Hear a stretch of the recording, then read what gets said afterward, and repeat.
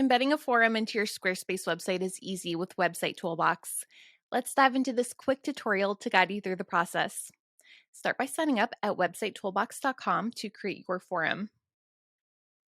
Once created, click Integrate, and then Embed to copy your embedded code.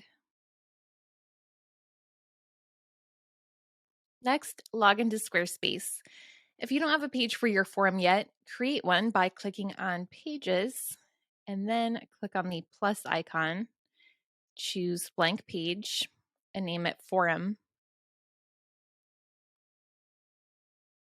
Click Edit, Add Section, and then add a blank section. Now click Add Block and choose Embed.